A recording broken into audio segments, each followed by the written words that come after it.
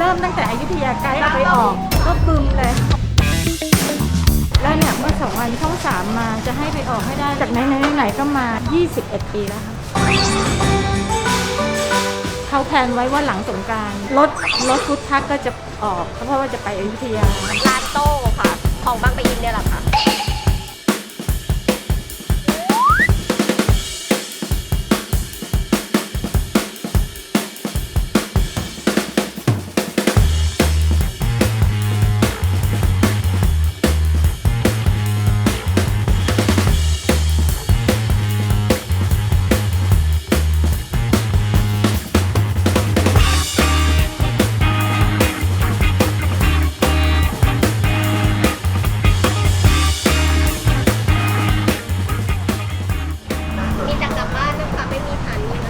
กว่าที่คิดไว้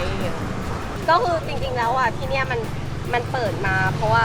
กล่าวว่าให้คนในเมืองอ่ะที่เขาไปทานเราอ่ะเข้ามาทานที่นี่ง่ายขึ้นอะไรเงี้ยเพราะว่ากว่าคนจะไปบางทีอาทิตย์1 2 อาทิตย์ถึงจะไปอะไรเงี้ยค่ะแต่พอมาอยู่ตรงเนี้ยเหมือนเป็นทางเลือกแต่ว่ามีคนอื่นที่เขาอยู่แบบยังไม่เคยทานได้มาทานอะไรเงี้ยมันก็เหมือนเพิ่มลูกค้ามากและเมนูมันต่างกันไหมเหมือนกันแต่ว่ามันแค่มันเลือกไม่ได้หมายความว่าเลือกไม่ได้คือ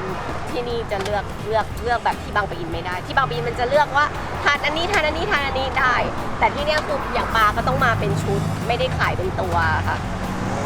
แล้วก็น้ำอย่างเงี้ยปกติที่นู่นก็จะเลือกได้ว่าเอาอย่างหนึ่งเอาอย่างเงี้ยแต่ว่าที่นี่คือจะไม่ได้จะส่งเครื่องก็ต้องส่งเครื่องไปหมดเลยนี่ค่ะมีรับพิมพ์คนแต่พี่เราแป๊บนึงนะคะอันนี้เป็น202ป่ะคะของปลาต้องโกน้ำเต้าหู้ทรงเครื่อง4เลยอันนี้ปลาต้องโกสังขยา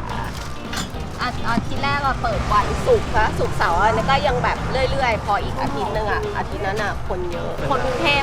เข้ามากินหนูแบบเยอะมากดีมากนครปฐมแบบรอบเนี้ยแล้วบางทีเขาขับเข้ามากินเฉยๆเขาก็ขับไปอะไรเงี้ย2199ค่ะไลน์แมนนะคะของพี่แก๊ปอีก943นี่แก๊ปอันเดอร์9639นมข้นน้ำเต้าหู้ไม่เครื่องหวานน้อยน้ำเต้าหู้ฟองบัวลอยน้ำขิงอันนี้เปิดนานหรือยังนะครับอันนี้ได้ประมาณเดือนกว่าเกือบ2 เดือนและขั้นตอนการมาสั่งที่นี่จะสั่งยังมาถึงก็จดออเดอร์นะคะจดออเดอร์แล้วก็มายื่นชำระเงินกับน้องก็จะได้คิวแล้วก็มารอรับของตรงนี้ค่ะราคาเริ่มต้นมันราคาที่เท่าไหร่น้ำเต้าหู้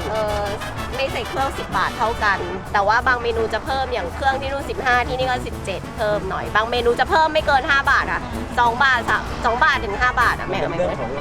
ใช่เมเนจใช่แล้วก็ขับน้ำมันมาอะไรเงี้ยแต่ว่าอย่างปลาเนี่ยก็คือต้องเป็นชุดค่ะต้องขอบคุณเพจนี้มากๆเลยที่เขามาถ่ายให้อะไรเงี้ย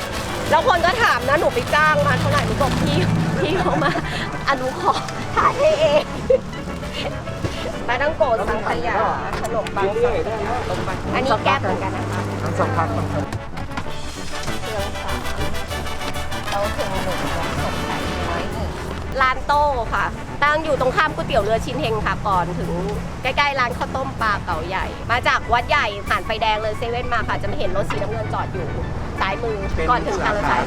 ของบางปะอินเนี่ยแหละค่ะยังไม่มีแฟรนไชส์ค่ะเดี๋ยวถ้ามีแฟรนไชส์เราจะให้ติดตามทางเพจนะคะตอนนี้ที่นี่จอดอยู่ตอน4 โมงเย็นปิดไม่เกิน2 ทุ่มค่ะ